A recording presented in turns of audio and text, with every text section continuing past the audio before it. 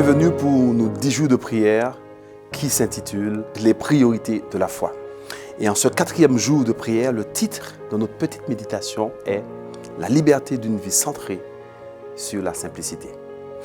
Dans Matthieu chapitre 6, au verset 16 à 18, Jésus dit ceci « Lorsque vous jeûnez, ne prenez pas un air sombre comme les hypocrites.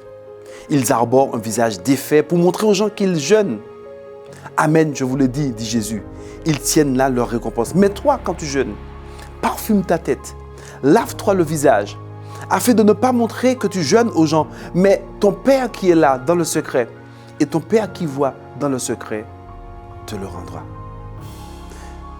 Mes amis, lorsque nous prenons le temps ou nous prenons la liberté de jeûner, nous choisissons de réserver un espace-temps afin de se tourner vers Dieu. En réalité, jeûner, c'est rentrer dans une disposition d'esprit. Une disposition d'esprit qui permet à Dieu de nous bénir. C'est de vivre aussi une dynamique sérieuse qui peut amener en nous un changement radical. Parce que lorsque nous choisissons de jeûner, nous prenons le temps de faire déjà une pause, n'est-ce pas? Ensuite, nous prenons le temps de nous examiner. Nous prenons le temps de lire aussi la parole de Dieu et de faire monter des prières ferventes au trône de la grâce. Et qui, grâce au sang de Jésus, ouvre à ce moment-là un accès puissant au Saint-Esprit afin d'agir avec force et efficacité dans l'âme assoiffée. Donc jeûner est bien plus qu'une décision de s'abstenir de nourriture et de loisirs pendant un laps de temps. Mais c'est de décider de prier et de communiquer avec le Seigneur. C'est une manière en fait pour vous et pour moi de bénéficier d'une nouvelle liberté en Christ.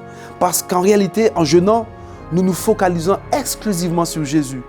Point de place pour nos envies, ni nos centres d'intérêt d'ailleurs. Mais la seule chose qui compte dans ce moment-là, c'est la soif d'entendre la voix de Dieu. Et ainsi, ça nous permet d'accroître aussi notre dépendance au Seigneur.